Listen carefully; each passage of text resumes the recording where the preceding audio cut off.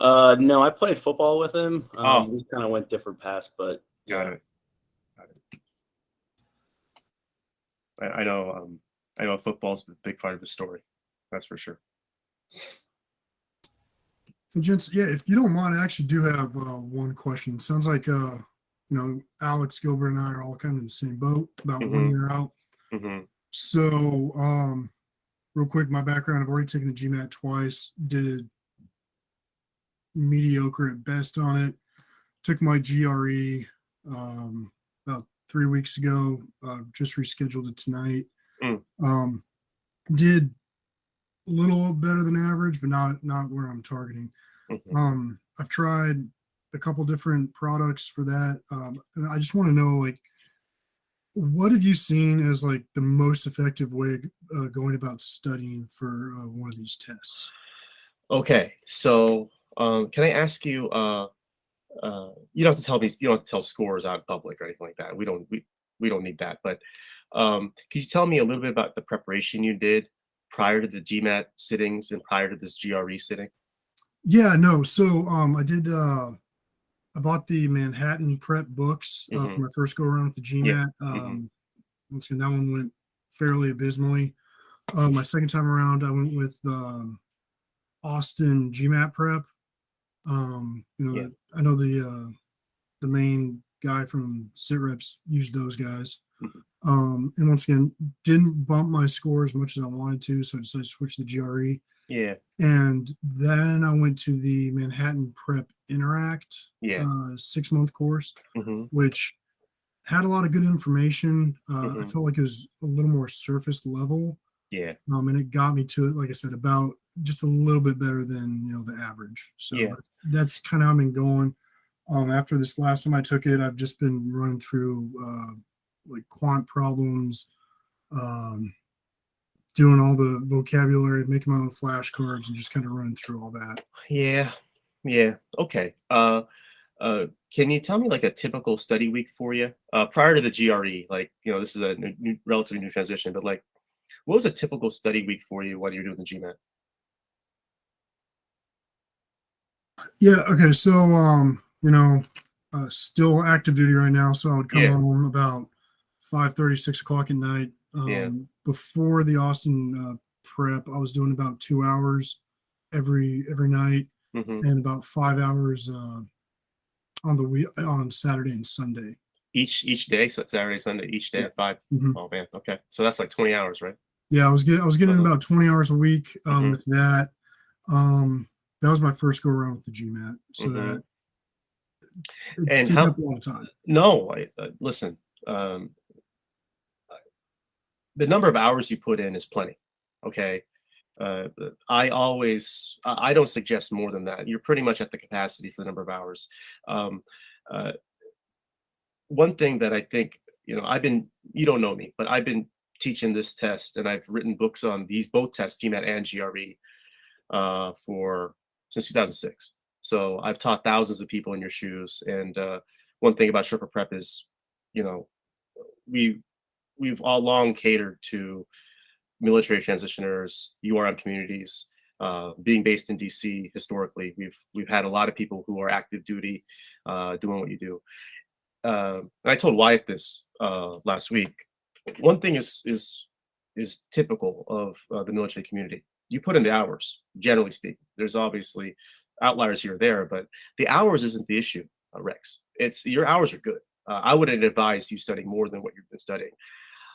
Um, and and I don't believe I get taller by standing on someone's back. So I'm not going to say anything about the materials you use, but I will say there's is probably some content that you haven't received yet that could help. But without knowing your splits between quant and verbal, I don't want to comment to which content you should be directed to. I will say there is a quality of hours study that I think too many people don't think about. They put in the number of hours. By and large, all of you are really hard workers, but I don't think people put enough time into thinking about um, this test is a performance. It's a performance. At the end of the day, it's not just digging a ditch for a pool. It's not that. It's actually like, what is your best for 2 hours attitude wise, psychology wise, physiology wise. And a lot of people put in good hours or like earnest, hardworking hours right after a busy day, a stressful day, and in some cases, active duty, a dangerous day. They come in right after and they read these, God knows what, verbal vocab lists or reading comp passages or God knows what kind of algebra, stuff you're doing. And it doesn't sink in because honestly, the attitudinally we're not there. We're not ready to receive uh, a technique that's different from what we're comfortable with. The GMAT and the GRE aren't testing, believe it or not, they're not testing basic things, as the word you use was surface level. They're not testing basic things. They're testing on a relative strength basis how quickly all of you can identify how to solve a problem. It's not an algebra test, so to speak. It is a problem solving test. So that means to do unreasonably well, you can't do what other people do. So if other people use the quadratic formula, you got to figure out, well, can I beat them at the quadratic formula? Can I just do it faster? Can I do the same thing other people do, but do it faster? Or is there another way I'm not thinking about that's like using, my offhand? Everyone's kicking with the right foot. Is there a way I can kick with my left foot and totally beat them? And that requires, I would say, inspirational content and Rex, like just attitudinally, I got to be ready to be uncomfortable. This test starts, especially an adaptive test such as the GMAT, it starts with discomfort. Like we have to understand that's the starting point. The starting point is none of you are dumb. The starting point is how do we make smart people who are really committed, who really want to do this for good reason, how do we separate them? So we start with discomfort, right? And who can figure out how to do these problems in different ways? Notice that the test is not called a math test. It's called quantitative reasoning and verbal reasoning. It's testing how you think through a paper bag, honestly. So I think the hours you're putting in, Rex, are perfect. I wouldn't go more than that. If anything, even toning that down would be fine. 15 to 20 is my sweet spot. But I would say, don't come right home and do it. Don't come right home and do it. I don't know, I don't know, what kind of family situation you got. I don't know if you have kids, but I'm telling you, after a long day, take a break, Netflix, walk your dog, ice cream, do something, chill. Spend some time watching Between Two Ferns on YouTube. Do something, okay? Do something to relax. Then start thinking about, okay, this problem that I'm just punching a wall against, is there another way to do it? Because there might be people who are getting this problem right, doing 1/3 of the steps you're doing and making it much easier. Okay, that's my first thing is like the quality of hours. The second thing I would say is the best way to take one of these exams is to get an official practice score that's any good. Like I understand the gravitational pull towards scheduling a test. I totally get that. We all want to be done yesterday with this crap. I totally get all of that. Okay, especially you. You've been putting good work, good effort at this for a while. I totally get it. It's like, I just want to be done with this. Let me schedule the test on July 27th, and then I'll take it again August 15th or whatever. In my experience, and this is not a hyperbole, I've taught thousands of people in this room's shoes. Okay, the calendar-based testing is almost always leads to bad results because in most things, like when we put a calendar on it, it works. We get inspired to get it done. Like, okay, let me just make it real. I got to file my taxes on April 15th. Let me just make my appointment with my accountant on March 15th, and I'm just gonna make sure I do all that paperwork beforehand. I'll just make sure it happens. For something like that, that's fine. Even in most school efforts, where most school is regurgitation, read this, spit it back on Tuesday at 9. Read this, spit it back on Thursday at 9. Read this, and be ready for the midterm. Here's a review sheet. The final is going to be much like the review sheet. It's just basically a little dance. We memorize, we cram, and we forget. These tests that we're talking about, Rex, these are adaptive tests. They're way past memorization. They're skill tests. So the example I use in school, in my classes, is this. This test is not memorizing a recipe to make an omelet, which we all can do in about 30 seconds. This test is, okay, prerequisite, you know the recipe for the omelet. This test is, among smart people, can you make this omelet better than 90% of others? It's a skill test. And that's why the calendar isn't the best predictor of success, as much as we want it to be. So if we could just hold off on scheduling exams, if we can just let an official practice score that meets our own standards, our internal standards, drive it. Okay, I'm gonna study the right stuff. I'm going to take regular practice exams. Some practice exams are more reliable than others, but I'll just say this generally, no, not generally, always, the official practice test made by the ETS is the real valid one for the GRE. The official practice test made by the GMAC is the one for the GMAT. Once an official practice test meets my standards, that's when you should take the real thing. Now, hi Will, how you doing? Hi Nick, what's up? What's up, guys? I know that those number of tests is limited. The GRE doesn't put out many official tests. So you do have to take some unofficial tests just to get a sense of pacing, Rex. Pacing, getting rid of questions we don't want to. On the GMAT, they have 6 tests out there, and I know Nick and Will could attest. That's not enough.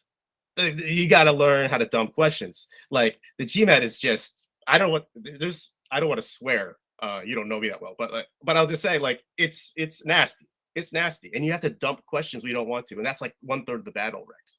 So periodic practice tests. Eventually, you take official practice tests. You get 1 official practice test, or perhaps 2 that you like. Saddle up. So I would say that was a long answer for you, but one thing I would say is quality of study hours. Your quantity is fine, and 2, more regular practice tests, not just practice problems. Saddle up and take tests. Once the unofficial tests are all right-ish, they're not entirely reliable, but fine.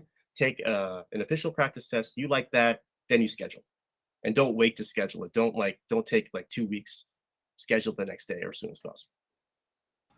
No, yeah, it's funny you bring that up because with the ETS practice tests, I'll just give you my scores on that. I got a 163 verbal, 168 quant. Oh, what are you doing? What are you doing? On my ETS practice test. Okay, like Nick was like, huh? You're done. Yeah, I know. What are you doing here? So that's where I was when I was taking the practice test. So yeah. And I don't know if there's like a like you said, they're not completely reliable. And like I said, I did better than medium, better than medium on my GRE. But dude, you got a 331 official practice test. You know what you should do? Reach out to Wyatt later. Let's have a little chat, okay? And let's look over what happened on your test. After you take the official GRE, there is like what they call a GRE diagnostic service. It's free. We should look that over. There's no reason that you shouldn't saddle up soon. If you got a 331 on an official ETS practice test, no GMAT. We're done. We're doing the GRE very soon, and you are ready to ride very soon. But we got to see what happened. I got to see, like, how you time stuff, whether you let, you might have missed, I don't know, but I'm guessing you misallocated some time on some of your sections. You might have missed some easy ones. You might have got nerves. I don't know, but we got to look at what happened. But you're not that far away. Honestly, if you got a 331 practice, you're not that far away from just ending this. Awesome, thank you. But it's got to be a lot. You know what? Your delta to cover is psychology. It's not content. 168 quant. Come on, man. It's not content anymore. It's like not. It's honestly, it's just letting the ball go. It's like being Steph Curry and having goldfish memory. It's like, what, I airballed, whatever. Give me the next shot. That's what it is. You're not that far. If I don't know you, you're not that far. Anybody else? Nick, Will, can I help you? For everyone's sake, these are my guys.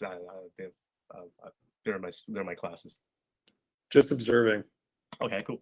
Nafeez, I was going to ask, not a test related question, but really, how much lead time are you giving recommenders? Yeah. Specifically, I'm thinking of, it seems like everyone wants your direct supervisor. Yeah. So that person's going to get tapped for more than one or two or how many letters, right? Yeah. How much lead time should you give that person to start kind of working through? And like some were like 600 words, Yeah. etc. Yeah. That's a nice question. The way I would think about recommendations is the first thing I would do is I'd come up with my YMBA pitch, and I write that first draft. I don't care where you're applying, but at some point, the schools will ask some question about what are your goals, what's YMBA, right? In some variety. Some will give you 350 words like NYU will. Wharton will give you 500. Columbia will give you 500. Some schools give you 200, whatever. But you got to get that why down on paper. It doesn't have to be in like restaurant quality upload. It doesn't have to be upload ready, but you do want to get a good draft of what the pitch is. Because one thing that I see in failed applications when I review those, reapplications, I'm like, the first thing I do is like, what did you submit and what did your recommenders say? And I see a misalignment of goals. It's not that anyone's lying or anything necessarily. It's just the recommender didn't know what the student was saying, and it just reflects poorly on the applicant because there's a mismanagement. It's like, what's true here, right? So what I would do before I even think about my recommender is I get my why down properly, put it in a couple hundred words, and like make the business case for business school. Some schools are a bit more results oriented than others. Some schools are like, yeah, you don't know what you want yet. We don't even believe you. So whatever. But some schools are like, no.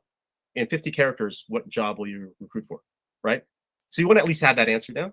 And once you have that down, the next thing I would do is I would create a little, like a slide, some bullet points. Some people use a PowerPoint slide or something. And I would remind the recommenders that I'm thinking about of like, hey, remember that time I did that? Did you talk about that? Because I have to be humble here a little bit. I can't say this. Why don't you say it for me? That story or these qualities. Ideally, the stories and the qualities that you will speak to obviously are favorable to you, but they also help the pivot that you want to make. Right? A lot of you aren't in the business you want to be in. You're all service people, right? So a lot of you are going to try to transition to the private sector or nonprofit or something. But you want to at least talk about the things you've done in your service that have elements of the role that you want, right? And you want your recommender to speak to those things. So you like basically in your own essays, you can speak to the story, but you want your recommender to corroborate. So this is what I call prepping the recommenders. You want to think about, you want to think about your recommenders' word counts as yours. Straight up. You have 500 words for Wharton, great. Your recommender has 600, you have 1,100 words for Wharton.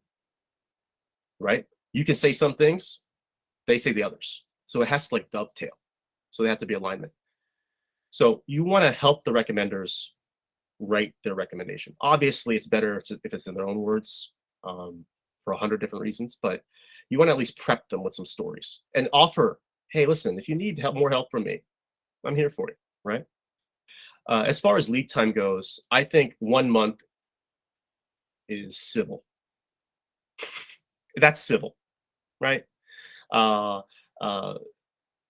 More than 6 weeks, 8 weeks, that's plenty. I mean, listen, if it's a haze, if you think the recommender is going to be put off by this or annoyed by this, I got news for it. You should pick somebody else. I'm not kidding at all. Like, you want recommenders who will say, I trust this person with my kids. I can't wait to recommend Will. I do so enthusiastically. You want people like that, so it shouldn't be, even if we were to drop like, hey, dude, can you do this in a week? All right, man, I love you. Yes, I will. Obviously be civil about it so they have right better. But like, I think a month is plenty. But even before you ask, even before you like give them this assignment, you want to ask them, like, now would be a good time this summer, like right after the holiday. Like, hey, I'm thinking about this, just so you know, putting it on your radar. I'll help you with it. I'll give you some talking points. And If you have trouble with it, if you have trouble getting started, I'm more than there to help you. But I think a month is plenty. 2 months is more than enough time. But I would have like a little check-in with everyone to say, hey, listen, can I buy some? I don't know what the relationships is with your boss, but like, can I buy you a cup of coffee? I need a favor. Okay. Another thing I would say about recommenders is, you know, you're all considerate. You're like, oh, it's 600 words. This dude's busy, or this woman is busy. I don't want to be inconsiderate. The truth is this: whatever school you're applying to, and you know my policy will, like, more is better. Bet on all the horses is a better policy, math wise and statistically. Um, uh, the recommendations aren't really going to change. Like, so it's not that big of a haze. They might write one letter, change the file name to some other school. Like, it's not like the recommendation is going to change. Yes, some schools ask some specific questions, but I'm telling you, it's not like if you apply to 8 schools, it's not 8 different letters. It's like 1.3 different letters. So don't, if it's like, oh, some people want to like pick a recommender for these 4 schools, I'll pick another recommender for these 4. Wrong answer. You go with the person who loves you the most, and they go all the way. Because it's not that big of a deal. I'm just being honest with you, as someone who's written recommendations before, it's not that big of a deal. If you write 1, it's not much more work to write 8. Just change the file name, okay? One more thing about recommendations, I'll let it go. It's really great if the recommendations. Oh, look, it's great if the recommendations are alums, but that's like the last consideration that I would have. A lot of people like pick and choose in the organization hierarchy. Oh, this person went to this school, let me pick this. Wrong answer.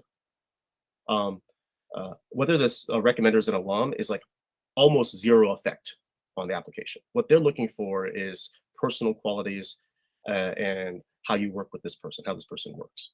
So the number one factor is, does this person rate me as 5 stars? Number 2 factor is, how well does this person write?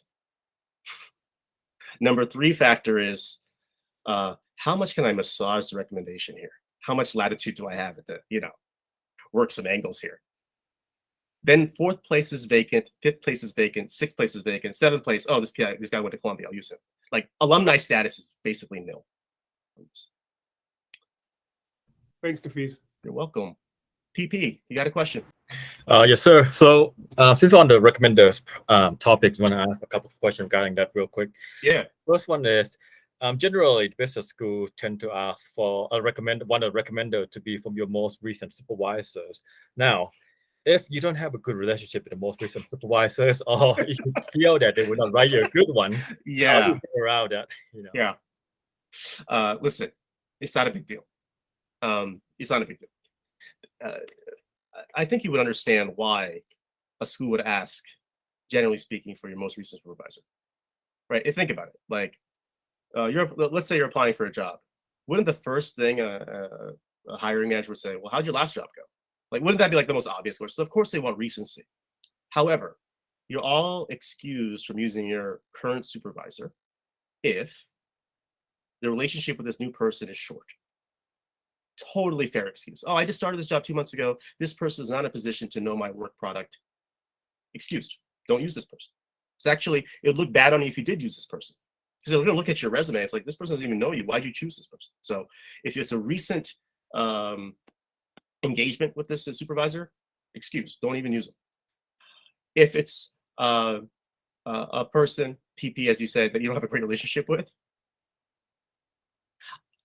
you definitely don't have to use this person, but you do get an opportunity in every application to say why you didn't choose your current supervisor.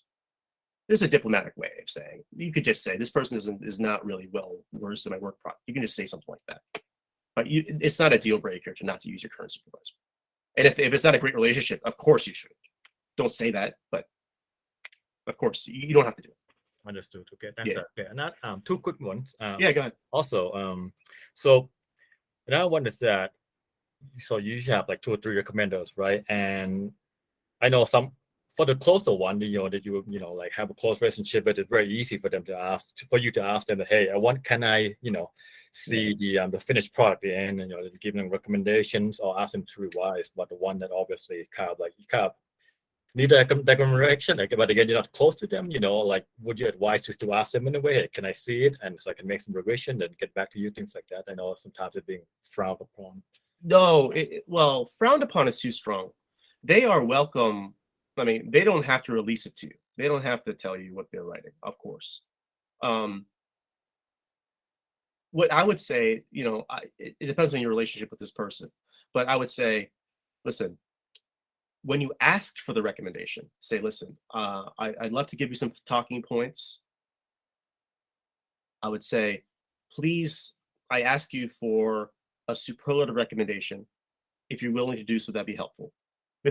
You'd want to, before the engagement starts, you would tell them what you're expecting. You know what I mean? And if they say no to that or have qualms about that, you should feel happy. It's like, thanks, I avoided a bad situation. I avoided a lukewarm recommendation. I would lay it out there on the ask. Okay, I would say, listen, I'd like to give you some talking points to help tell the story, because here's my pitch. This is what I'm pitching, and I like the recommendation to dovetail with that. Number one. Number two, it's super competitive. The schools I want to go to don't let anybody in. Let's just be honest. So if there's anything that can happen here to make this superlative, please let me know. And that's what I need. If you're not comfortable doing that, I totally get it. Sorry for the inconvenience. But you want to have that. You want to have that the relationship defining talk at the ask. That's what I would do. Okay, that You makes know what I sense. mean? Because then it's Helpful. you don't want a situation where it's a lukewarm. You only want to pick. Think about it, PP. You get to, there's 7.3 billion people in the world. They're asking you to choose one or two people. If you can't get two people to say they like you, that looks bad on you, right? So you want five-star recommendations. So I would have that expectation at the ask. Gotcha. Yeah. Okay, great. Thanks so much. And last one. Yeah. So for this programs, do you guys only offer help for MBA graduate students only, or is it good for non-graduate program too? For example, Master of Finance, Financial. Oh yeah, so. yeah, sure. We teach the GMAT and the GRE. So if you're a Master's in Finance program, most likely we'll accept the GMAT. Certainly, we can do that. And what about application help? Yeah, that too. That as well. Okay. Yeah, perfect. Yeah. MSF programs aren't that different in the application than the MBA programs. It's basically why this program, why now. It's not complicated. Cool. Thanks, sir. You're welcome. Super helpful. Sure. Anybody else? Oh, come on. Nothing? I think one common one, Nafeez, that we get a lot is, or actually, Ellis, he's raising his hand. Oh, hey, Ellis. What's up? Hey, how's it going? I appreciate you doing this for all of us. My Sure. question is a little bit more directed towards relationships with admissions, like AdCom members. So, there's a lot of talk about, you want to make sure that, you want to reach out to someone from the admissions committee, or, when you're talking to this, various schools. Then at the same time, at least from the, active duty military side, there's the idea of, reaching out to the veterans clubs. And my question is, where do you see there being, where should we put more emphasis as far as, pursuing? Because, the admissions committee can help, but then also, the veterans club might have someone embedded with them. So it's trying to, figure out that balance between where to, put forth my efforts when doing that networking. That kind of makes sense. Great question. Yeah. So, in general, you all have to hit up those vet clubs. That's a standing thing. The veterans clubs are basically all amazing. Every one of my students who's a vet who uses, gets the help. It's always pay it forward mentality. And by and large, there's no way that you shouldn't be well known to the vets club at the schools you're applying to. That's just standing. And most of the vets clubs are, pretty influential in that they'll help you with all kinds of admission stuff, but they'll also help you get inside dirt into how is recruiting going. And that's the club you want to join, not that one. And that's the finance professor that you really need to take a class with. You know, that's not going to be on Google. You know, that's not public information. That's private information. And you want to get that stuff, and you want to, you know, put those Easter eggs in your application, perhaps in an essay, like when Columbia asks you why Columbia, well, you give them all these insider Easter eggs. Like, I really studied this school, you know, and if it doesn't come up in the essays, then you talk about it in an interview. Like, I'm not applying to Columbia because it's a top 7 school. I'm applying to Columbia because specifically this happens here, and this happens nowhere else. This is why I'm applying, right? So the vet clubs can help you with that insider information. So you all have to hit that. With regard to admissions committee members, okay, that is case by case. Some schools have blockades around admissions committee members because everyone wants to talk to them, and it just gets unseemly. Other schools, it's pretty easy to make a connection with admissions committee members, right? So if it's hard, it's hard. That's fine. You don't have to. But some of these admissions committee members are going to these NBA tour events. They give out their email addresses. They say, keep in touch. You say, thank you. I will keep in touch, right? You say, thank you. Like, that's awesome. Yes. Because guess what? You get that email from them. That means you got the tiebreaker. You know, 2 people of equal quality in terms of application. You have the tiebreaker because you made that connection. So I would say some schools are very just, no, we're a brick wall. We'll have information sessions, but they're like 100 people in a Zoom meeting. We won't really share anything but a main inbox. That's cool. That's how it goes. And some other schools are like, no, my name is Jane, and I really wanted to keep talking to you. Let me know how the GMAT's going. And you know, there's our military weekend in October. If you want to come to that, like, it's like one of those. So I think, to answer your question directly, Ellis, you got to hit up the vets clubs, and case by case on the admissions. If you can't penetrate the admissions committees, that's okay. Sometimes they won't let you. Okay. Oh, one more thing. All of you should keep like a virtual Rolodex of every student interaction you have. Some schools will ask you directly, who did you talk to? And you want to name names. And it doesn't matter if they're current students, alums, it doesn't matter. Doesn't matter. Name everybody. Name everybody. Make it overwhelming when you apply. Because like a lot of people don't know, even the people who get lucky enough to get into the schools, they're basically coin flips that got in, right? If a school has a 10% acceptance rate, that means that 25% of the applicant pool was qualified. So only 40% of the qualified people got in. They're just coin flips that went right, right? That's what people don't think about. There's very few people who are like, oh my God, this is the LeBron James of NBA candidates. No, most people are like, well, I'm in a very qualified pool, and this stuff went my way this time. And going back to Will's question, that's why I like spreading the bets. You know, more horses you bet on, the more likely you'll get a winner here. I would name names. I would try to get dirt from every person, and I would write down a specific thing that I learned from them. And some of the schools will ask you directly who you talk to. It'll be in the application portal, or they might even ask you a specific question about it. Like LBS asks you, who'd you talk to? Write a 300-word essay about who you talk to. Columbia asks the same thing. And that's just, I'm speaking to schools off the top of my head. A lot of schools will ask you who'd you talk to. And all the tie breaks go your way if you're like, just overwhelm them. Oh my God, Nick just talked to 25 alums? You know, like think about what kind of position it puts them in, right? If the candidate is 50-50, right? Like as like, oh, GMAT this, GPA this, job this, 50-50. But they have 25 current and former students vouching for them. It's like, we don't want problems. Like, let's just let them in and not, you know, annoy 25 alums. So this kind of annoying kissing the ring stuff is how you win tie breaks. It's necessary because pretty much everyone's going to be in a tiebreak situation. You know, unless you have a 780 GMAT and you won the Congressional Medal of Honor, no, you're a tiebreak situation. So, I appreciate that. Thank you very much. you're welcome. Anybody else? And if it's one question I think that comes up pretty often is Mhm. when you're writing your resume. Mhm. I was actually just talking to someone today about this. Mhm. What do schools look for? We talk about impact and Yeah. quantifying things, Yeah. but what does that mean in more practical terms Yeah. when you're writing a resume, especially for military officers that don't have a profit and loss statement? Great. Great question. Thankfully, a lot of these schools do have military translation help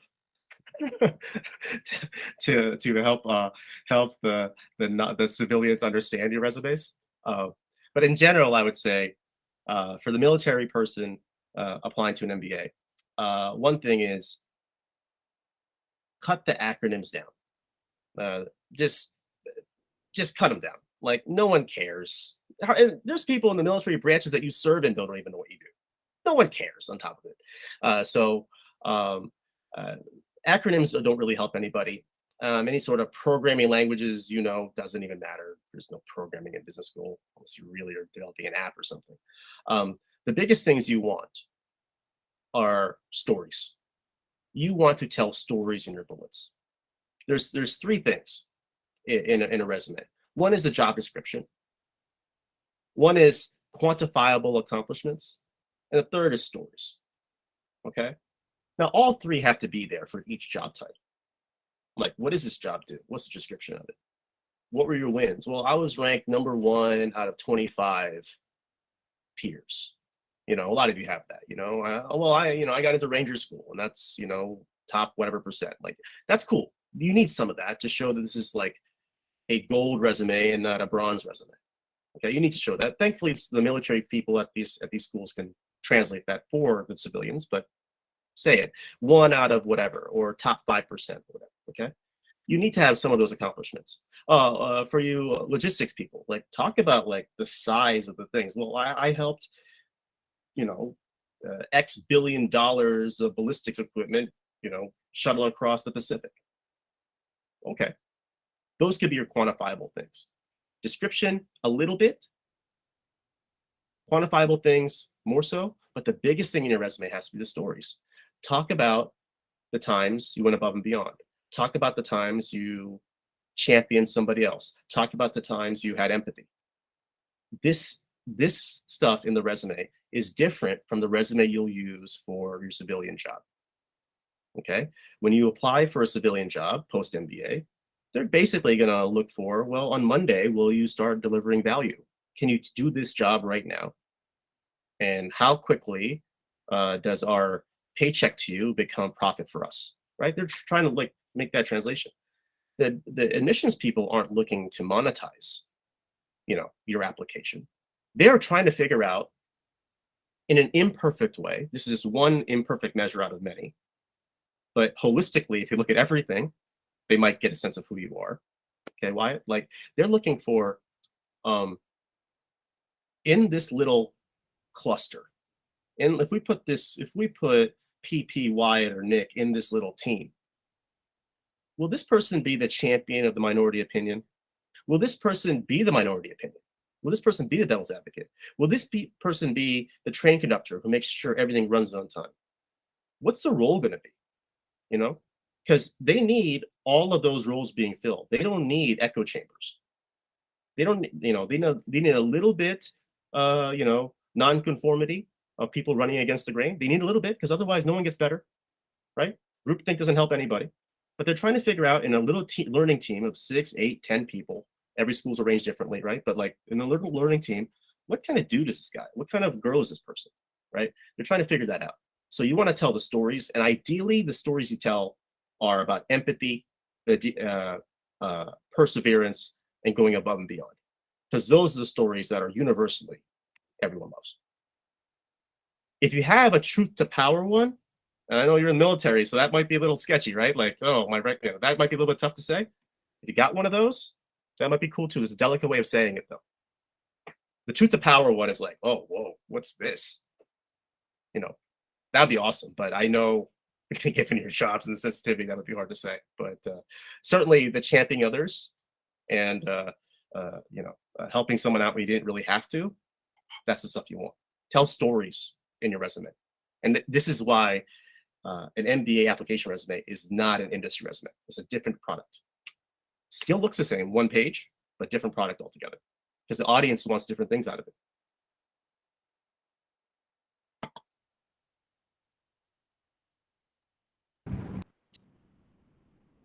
Anybody else? Nafeez. Yeah. What do you think? One other question we'll hear is the role, and you talked about this a little bit, but the role of the test prep or the practice tests, official practice tests versus there's a whole collection, Veritas, Manhattan, etc. Yeah. How much weight you should put into each one, how often you should be doing them, and obviously GMAT, speaking for the GMAT, only offers 4 official practice tests. So how you should ration those, so to speak, and whether you should be taking Manhattan or Veritas practice tests. Okay, here we go. In our program, I advise that people take a practice test, an official practice test when they start. If you're a complete rookie, there's no better way than to jump in the pool and get your hair wet. Like, just see what it is. The first official practice test is not going to define what you'll get. It'll just tell you kind of, sort of where you are. But the biggest thing, it'll introduce you to the test. So I advise everyone, like in my homework, in my class, first week you take your practice test, an official one. And it basically means nothing other than your hair's wet. You're in the pool and your hair's wet. Okay. Then bi-weekly, I have them take unofficial tests. And again, I'm not going to stand on someone's back and say I'm tall. Okay. But I'll say all the unofficial tests are varying degrees of not as reliable. And it's not their fault entirely. No one can mimic the secret sauce of the official test. That is that's the formula for Coca-Cola. Okay. No one's given that out.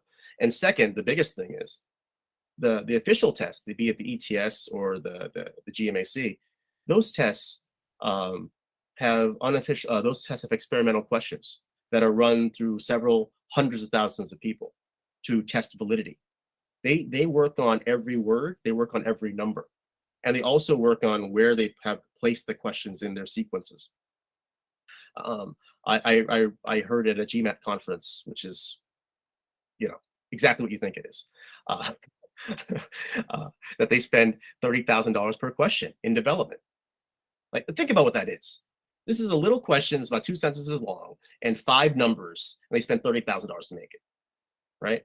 Think of what that means. Think about all the psychometricians that have gone on, have convened to make that question happen. No unofficial test, even one made by a public company, can afford to do this or has the bandwidth to do it. So all the unofficial tests are unreliable. However, I do ask my students to take them bi-weekly until they finish the ungodly homework I give them. And Nick and Will know how much homework I give them. It's a ton. Because there are 3, and I'm going to piggyback on what I told Rex at the beginning here. There's 3 factors that go into your school.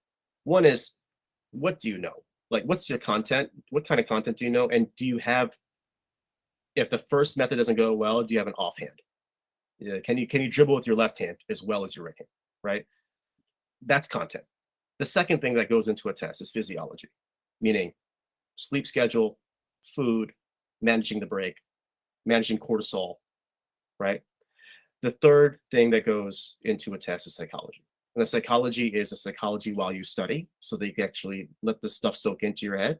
And the psychology, which is the hard part, of letting a question go when you're beat, right? It's an adaptive test. The biggest resource you have is your clock. And there's so many people who just can't let a question go.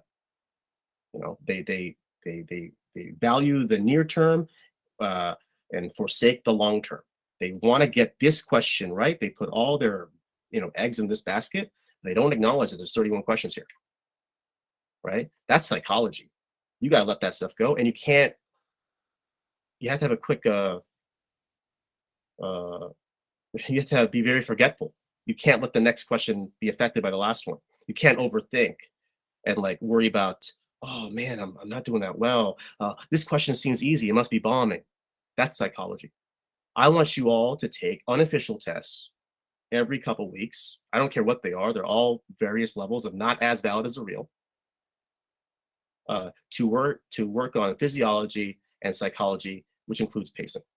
The content is going to come slowly if you have the right test prep and the right materials, right instruction. The content's going to come slow, but the other two things are parallel to the content. A lot of people just like to do practice problems, but they don't worry about, well, wait a minute. If you have 3 hours of sleep and you don't know how to pace, I don't care what you know, you're bombing this test. They never consider that, right? You need to have all three in motion, and taking bi-weekly unofficial tests helps you work out the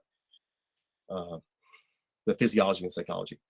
Once you've done and seen practice problems and content about all of verbal and all of quant, that's when I suggest you start doing the official practice tests.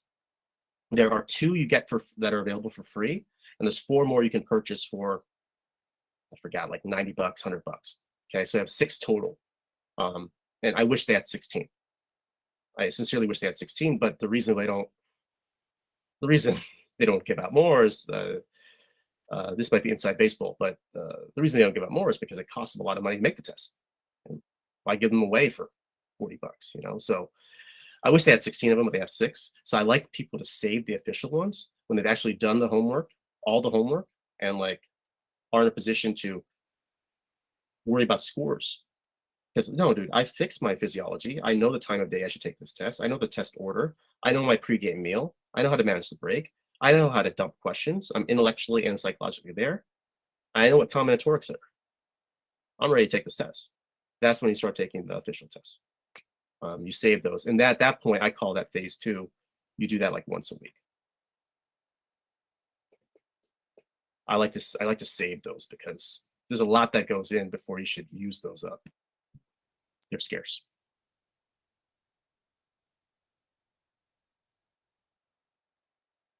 Anything else?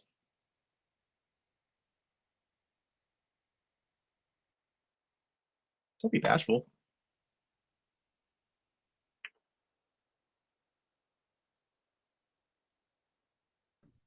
Nafeez, it seems like campus visits are coming back. Yeah. What are your thoughts on that kind of? Do you go to them? Do you not go? Obviously, it's it's an opportunity to make an impression, but you could also mess something up. Yeah. One, COVID has been a multi-level disaster and horrible for humanity. But one small benefit of COVID has been Zoom is normalized. And so prior to 2020, I used to ask my students, like, hey, you got to save a little bit of money to travel. You got to save a little bit of money to go to these events. The schools do tour around the US physically, but it used to be all physical back in 2019. And now every school has multiple Zoom sessions or virtual events. So it's not necessary that any of you empty your pockets for this. Just attend events virtually, you'll get credit, they'll track you. If you get a question in, great. If there is an event that's local to you, and there's some events are better than others, but if there's an event that's local to you, I would say if it's not too much of a haze and it doesn't cost you too much money, they're all free to attend, but it might not be free for your transportation. But if it's not too much of a haze, I would go and just at least see what's being asked. And like initially, if you're a little bit nervous, just see how other people mess it up. I'm like, oh, that was a silly question. I'm not gonna ask that next time. That was really, really silly, or that was a really thoughtful question. I'm gonna use that one. There is some value in like just being a fly on the wall if you're a little bit nervous. But generally, no one can mess up unless they're an asshole. Like, I'm serious. And that's the thing. If people who don't know they're an asshole, they're in trouble. But like, that's it. Like, if you ask a silly question, that doesn't help, but it's not a deal breaker. In general, my rule. If the answer is on Google, don't ask it. That's insulting to everyone. Your phone can answer it for you. You want to ask a question that relates to the pivot you want to make. You want to ask a question that you cannot find on Google. And you want to ask a question, and this is to the people who took my critical reasoning class, you want to ask a question that contains a premise that shows that you've done some work. You know, Joan, I read on your website that NYU has a relationship with Spotify. Could you speak more to that? Boom. Oh, we got a live one here, Will. You know, you ask a question that has a premise in it. It's like the person has done some research, you know, and then you ask the real question, you know, like you want to show that you're not like these other people around you who haven't done any research. Oh, what's New York like? Don't do that, you know? So it's very hard to make yourself look bad. If you're unsure, just stay quiet. So the only people who make themselves look bad are the ones who like don't let other people get a word in, manipulate the conversation. Like there's like 5 people in a small group with one admissions person, and they hog up all the air. They don't know, but they've been noted. It's like, no, we don't want this person. If you're conciliatory, respectful, none of you are in any danger of coming out poorly. But I do think there's a way to win at these sessions, which is to ask questions that show that you've done some homework, and the answers, those are your Easter eggs. You put those right into your essay, pair it right back to them. You know, at your, you know, Joan, I attended your admission session on July 17th. I remember you said blah, blah, blah. Put that right in your essay. You know, it's like, wow, this person paid attention. So yeah, I wouldn't put too much stress on it, but there's a couple of rules there that I try to follow. Thanks. Yeah.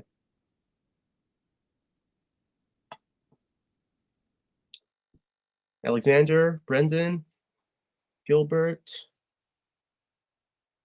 anything from you? And whoever 609, that's Jersey, right?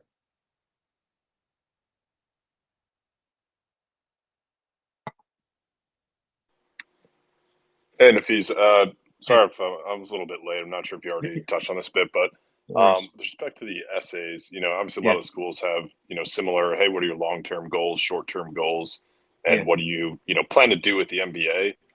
How much of the long-term aspect do you think you need to kind of go into the, you know, I'm going to solve world hunger, or I want to be a congressman, you know, something like that? Because I feel like a lot of us are still kind of figuring out, like, I don't know what I want to do long term, but I know an MBA is going to help. I have a few ideas. And, you know, I've talked to different guys at different schools. Some of them are like, doesn't matter if you say you want to be a consultant, that's what you want to do. Other guys are like, you need to sell yourself as, you know, having a world impact if you want to go to Harvard or something like that. So curious to hear what your thoughts are on that. So you're telling me you don't know what you want to do in 2055? You don't know that already? No? Yeah. Oh, so you're the only one. You're the only one, apparently. Yeah, no. The truth is there is a bias towards you having a better understanding of your short term. There is a short-term bias, okay? You should have a fairly clear understanding what you want to do, what you recruit for, and what you want to do immediately after school. Some schools like MIT don't even ask because they don't believe you. They're like, you don't know yet. Like they know full well you don't know because you haven't had the experience yet. Who knows who you'll meet? Who knows what class will change your life? Other schools are like going to ask you directly, like, what do you think? And give us something. If you don't know, give us plan B. Like UVA and Duke and some other schools ask, you know what, if these plans don't materialize, give us plan B. They just want a thoughtful person who's, you know, not just applying because they think they should be. It's just not a trophy hunt, Brendan. You know, some people are just trophy hunting here, or it's like, oh, I guess that's what I'm supposed to do. Those applications are very easily dismissed because like it's not serious. You don't have to have complete, perfect knowledge of the future, but you do need to show that you've done some thinking. So one thing I would do for the schools that ask specifically your short-term goals, I would look at their employment report. Because and see, you know, where they feed people, like which industries eat these people up. Obviously, you know, MBB consulting is the biggest stuff, and like, you know, like I tell people in my mission seminars, like, if you give me 15 guesses, I'll name the top 10 at every top 25. It's not really, it's a carnival trick, but it's not really that hard. You know, it's MBB, it's Deloitte, Accenture, EY, the FANG stocks, JPM, Goldman Sachs. That's it. That's your top 10, right? Right. So that's not that hard. But like, you also want to go, especially if you're not looking at like the big like IB, iBanking or consulting or product manager at Google. If you're not looking at one of those big feeders, you definitely want to look at their next tier, what they feed. Like UT Austin feeds energy. Okay, cool. Duke feeds energy. Yale feeds nonprofits. Vanderbilt and Duke feed healthcare. You know, you might want to look at that next tier if that's what you want to do. But the short-term goal, I think, has to be a little bit more clear. In my view, the long-term goal, I'd shoot for the moon. Let that be a passion project. That's where I think your friends who say be ambitious, I think they're right. They are, but like, if you're not ambitious, if you're not thinking you can do what you want, then why why let you in? You know, they do think these are, you know, future masters of the universe, right? Why shouldn't you shoot for the moon, right? So I would say, big picture, you know, it's okay to say something grand, as long as it's real from the heart, as long as there's some sort of evidence this is real, right? If you want to run for Congress, great. I'm not saying that's shooting for the moon, but like, that's great. That's what you want to do, great, right? But there has to be some evidence somewhere in your resume that's true. And I wouldn't focus too much on the long term. If I had word count, I'd focus more on the short term, because that's more like 2026 as opposed to 2056. You know. So short term is Makes sense. practical. Thank you. Yeah, short term is practical. Long term is passion. PP, what you got? So follow-up question on that, on the long-term goals aspect of the essay. So if, say, you know, say you want to, you know, make a difference in the world, right? You want to launch a tech startup, for example. How much of the details you need to give the adcom about your ideas of tech startup? You know, can it just be like, hey, very, very broad, or does it have to be more specific, as in, like, you know, because I understand that you want, I'm sure like a bajillion other applicant want to launch, you know, some sort of tech startup, right? Yeah. But so you want to differentiate yourself and kind of like make a point that, you know, what make a tech startup different than the other ones. So that's what I'm trying to say, how much details want to get into it. And the thing is that you're not going to know, especially you're not going to know exactly what type of startup's going to be yet. And that's the very reason why you want to attend this particular program, so you have a better idea. So how can you explain that? Yeah, that's a good question. Let me try to answer it. I hope I do a decent job. I get nervous when I do like essay reading about the people who are pitching entrepreneurship, because they're actually pitching a lifestyle. They're not actually pitching a job. They're pitching like, I just want to be really rich, and I want to like control my shots. They're actually just pitching self-actualization. You know what I mean? Like, that's like a dream, but it's not like a post-MBA goal. It's like, if anything, it like puts people off. Like, okay, great, you want to do a startup, but you don't have any ideas yet, huh? So I would even say that kind of stuff. If you have an idea for a startup, but you've already made some inroads in PP, like if you're already like taking it a step or two, but now you're hitting a wall and you don't know how to scale it, you don't know how to solve this problem, then that's perfect fodder for an essay. That's a great case. Like, no, dude, I want to change how humanity does this. I want to change how, you know, people do this. I made these inroads. I've made a couple of steps here, but I can't take it to the next level.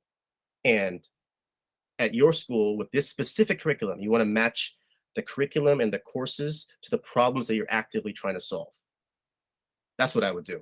Look at their curriculum, look at, you know, their student clubs, look at their study abroads. I would look at what they do there specifically and match it to, you know what, that stuff that class is learning, that could help me with this problem. Map it back. So I would only do the startup thing if I've already made some inroads. If I haven't made inroads and I just like, oh, eventually want to become an entrepreneur, I wouldn't write that. That's not how this works. What you should do, if it's tech interest, then you should talk about what kind of tech interests you. What kind of tech problem do you want to solve?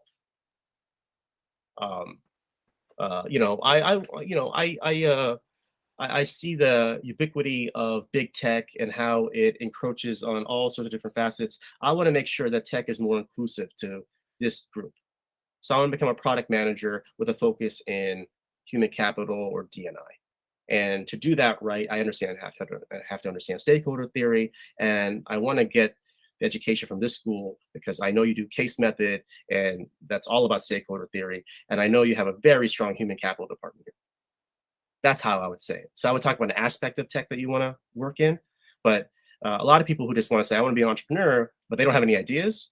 I don't think that's very convincing of anything. That's more of a,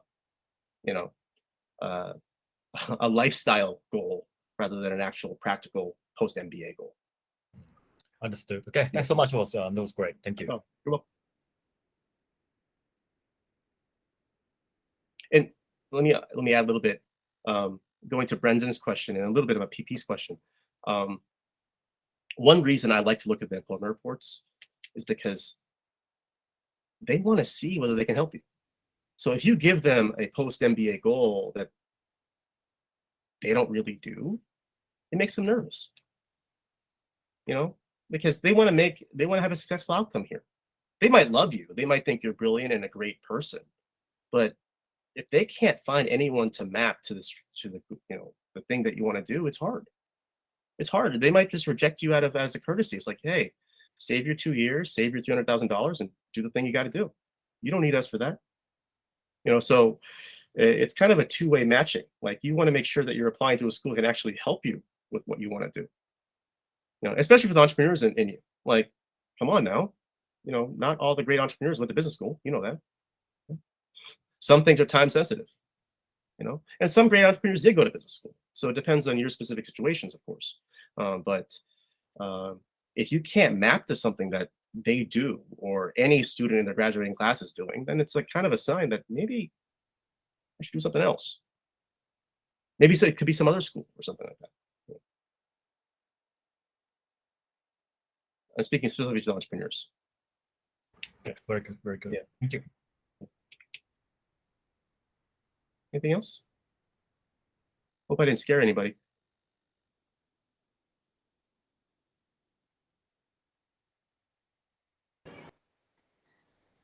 Yeah, well, I think this has been pretty good, Nafeez. I think we're gonna try and do this about every other week, as best we can. Maybe in August we might be doing it every week as people suddenly discover questions that they have ahead of round one. I'm sure people will start to have stuff. Also, if people want to up the GRE or GMAT game, what is the code for Sherpa Prep? I'll email that out to everyone here, by the way. But let you give a plug. By the way, we're not getting paid to say this. This is us just providing this service. We're not Nafeez is not paying us money to put up ads to have this session. So this is just off the basis that we think it's a good deal. But Nafeez has been generous and is given a pretty hefty discount to veterans. Thanks, man. Yeah, we have a site for everybody. It's sherpaprep.com/sitreps, and you go there and you just put in your email and you get a discount. We're America's only GMAT and GRE nonprofit, and quite honestly, that's something I'm very proud of. So we've always believed that education is a silver bullet and best pathway towards equity and fairness. So we've always discounted, but as a nonprofit, we're trying to discount even more. So one of our primary target communities is the military, and especially transitioners. So you just go to sherpaprep.com/sitreps, type in your email and get a code. Nothing else you got to do.